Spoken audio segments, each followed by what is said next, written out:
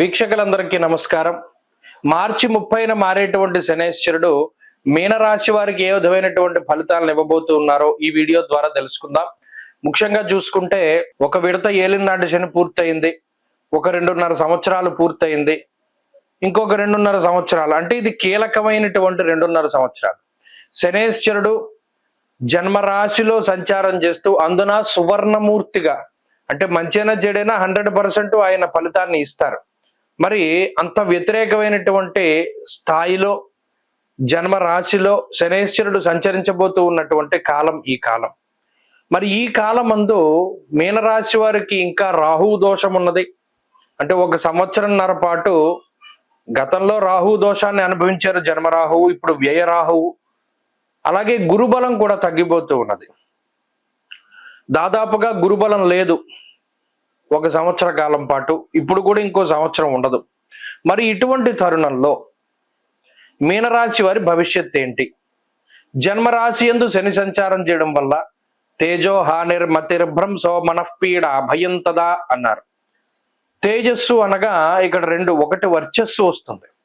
మీరు గమనించండి, జన్మరాశి యందు శని సంచారం చేసేటప్పుడు కాంతివంతమైనటువంటి శరీరం, ఆ రంగు, ఆ వర్చస్సు తగ్గిపోతూ ఉంటుంది. నల్ల మచ్చలు రావడం, బ్లాక్ స్పాట్స్ అంటారు, డార్క్ సర్కిల్స్ అంటారు, లేదా పాదాలు పగిలిపోతూ ఉంటాయి. ఇలా చర్మ సంబంధమైనటువంటి సమస్యలు ఎక్కువ వస్తూ ఉంటాయి. అలాగే మతిర్భ్రంశో, మానసికమైనటువంటి అలజడి వల్ల lack of clarity of thought అన్నది మాత్రం ఉండదు. స్పష్టమైనటువంటి ఆలోచనలు ఉండవు. వేవరింగ్ మనస్తత్వం అనేటువంటిది ఎక్కువగా ఉంటుంది. అది ఒకటి.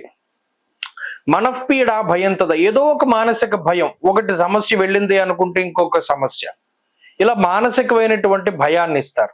ప్రధానంగా గుర్తుపెట్టుకోవాల్సింది, జన్మరాశిలో శని సంచారం జరుగుతూ ఉన్నప్పుడు వ్యసనాల బారిన పడకుండా ఉండాలి. వ్యసనం జన్మగే శనవు అన్నారు. శనేశ్వరుడు వ్యసనాల బారిన పడేలా చేస్తారు. జోదము, స్పెక్యులేషను, బెట్టింగు, ఇటువంటి వాటిలో ఆయన తీసుకువెళుతూ ఉంటారు.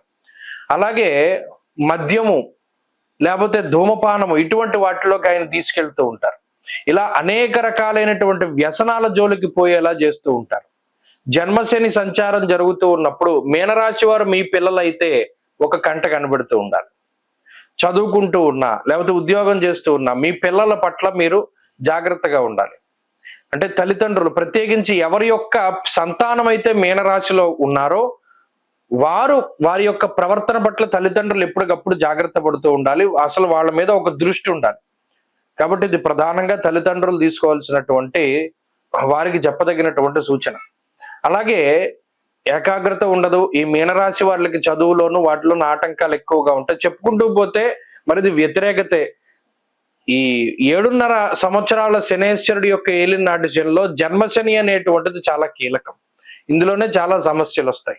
మరి అటువంటప్పుడు శనివారాలు పాటిస్తూ అష్టద్రవ్యాలు దానం ఇమ్మన్నాడు. అంటే ఏంటి?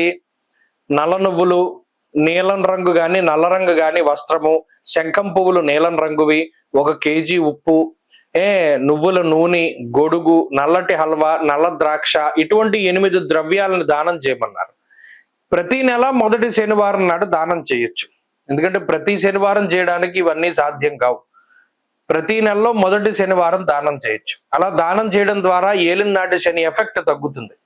ఎందుకంటే చెప్పుకుంటూ పోతే ఏలినాటి శని అంత మంచి ఫలితాన్ని ఇవ్వకపోగా కొంత వ్యతిరేకత. కాబట్టి ఎవరికైతే జాతకంలో దశాంతర దశలు బాగుంటాయో వారికి మాత్రం శని యొక్క ఆనుకూలత ఉంటుంది. అంటే ఏలినాటి శని అంత పీడించదు.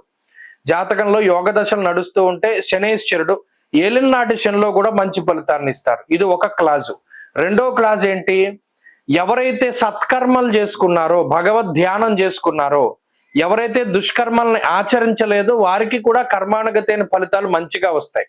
చాలా మందిలో మీరు చూస్తూ ఉంటారు, ఏలినాటి శనిలో పదవులు అలంకరిస్తారు, ఏలినాటి శనిలో ఎక్కువ సంపాదించుకుంటారు, ఇంకా ఎక్కువ సుఖంగా ఉంటారు. మరి ఈ 2 క్లాసులు కూడా దానికి అన్వయం అవుతాయి. జాతకంలో మంచి దశలు ఉన్నప్పుడు, సత్కర్మల్ని ఆచరించినప్పుడు, దైవానుగ్రహం ఉన్నప్పుడు కూడా ఏలినాటి శని యోగిస్తుంది. అందరికీ వ్యతిరేకంగా ఉంటుంది అన్నది కాదు. కాబట్టి ఈ విషయాన్ని దృష్టిలో పెట్టుకోండి మీనరాశి వారు.